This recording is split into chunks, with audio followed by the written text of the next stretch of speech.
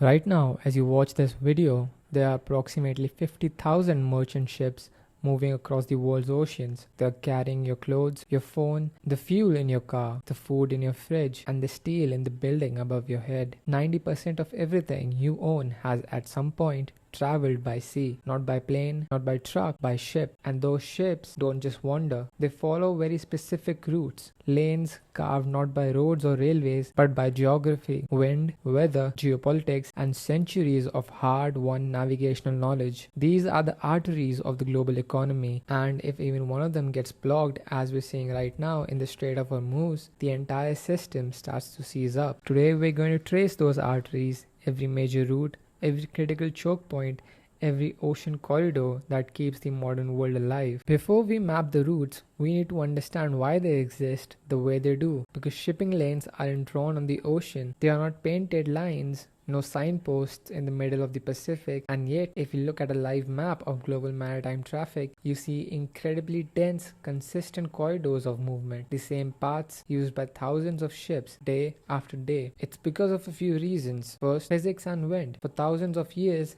sailing ships were at the mercy of prevailing winds and ocean currents. The great age of exploration wasn't just about bravery, it was about finding the wind patterns that would carry you where you wanted to go and then bring you back home. The trade winds of the Atlantic, the roaring 40s of the Southern Ocean, the monsoon winds of the Indian Ocean, these natural forces shaped the first shipping routes, and even today, modern ships powered by massive diesel engines still follow many of the same corridors because ocean currents and weather patterns affect fuel efficiency. Second, geography. The world's continents create natural bottlenecks. To get from the Atlantic to the Pacific, you have to go around or through the Americas. To get from Europe to Asia, you have to navigate around Africa or find a shortcut through the Middle East. Geography forces ships into choke points, narrow passages where traffic concentrates unavoidably. Put these forces together, wind and current, geography, and you get the modern global shipping network. We'll start with arguably the most important shipping route on Earth, the corridor connecting Europe to Asia, the Suez Canal. Think about the trade relationship between these two regions. Europe imports vast quantities of manufactured goods from China,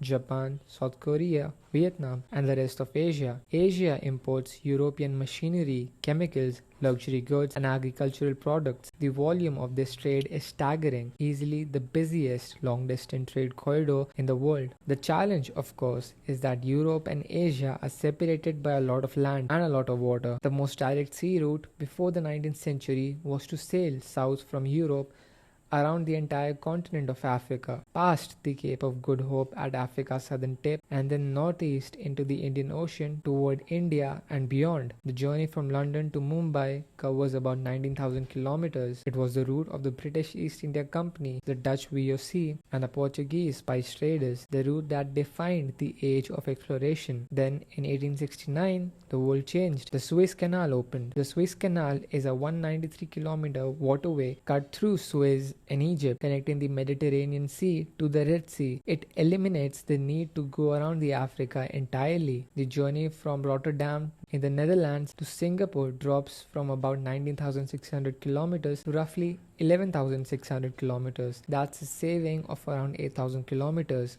or just about 7 days of sailing time. For a container ship burning hundreds of tons of fuel per day, that saving is worth tens of millions of dollars per voyage. For the global economy, the Suez Canal is not merely convenient, it is a load-bearing infrastructure. The Strait of Malacca. If the Suez Canal is the most famous choke point, the Strait of Malacca is arguably the most critical. The Strait of Malacca is a narrow waterway, at its narrowest just about 2.8 kilometers wide, running between the Malay Peninsula and the Indonesian island of Sumatra. It connects the Indian Ocean to the South China Sea, and it is the primary gateway between the two largest oceans on the planet, the Indian Ocean and the Pacific. Over 80,000 vessels pass through the Strait of Malacca every year. That is more than twice the traffic of the Suez Canal.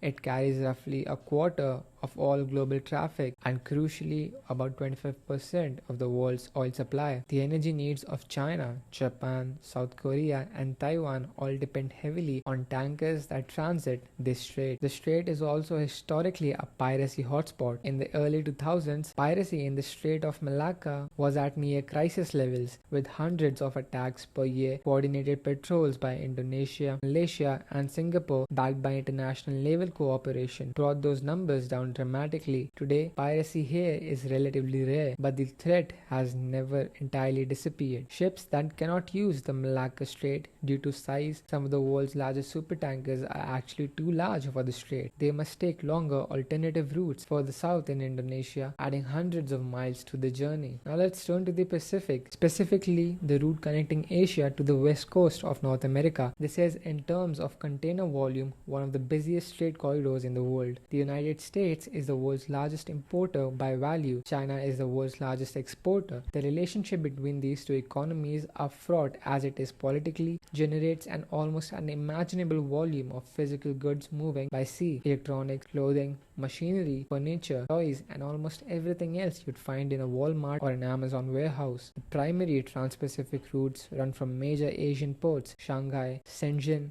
Busan in South Korea, and Yokohama in Japan. The Trans-Pacific route has no significant natural choke points. It's open ocean the whole way, but that doesn't mean it's without vulnerability. Typhoons in the Western Pacific can disrupt schedules, and the COVID-19 pandemic created the most dramatic disruptions in modern memory. A global imbalance of shipping containers with empty boxes piling up in the wrong ports and fully loaded ships anchored offshore unable to unload, creating backlogs that lasted for over a year. Understanding these routes doesn't just make you a better geography student, it makes you a better reader of the news. Next time you hear about tensions in the Persian Gulf, or a storm in the South China Sea, or a drought in Panama, or Houthi attacks in Yemen, you'll know exactly what's at stake. You'll be able to trace the line from a political crisis in a distant region to the price of goods on your own doorstep. That's the power of understanding how the world actually moves. Thank you for watching the video. Like and subscribe for more.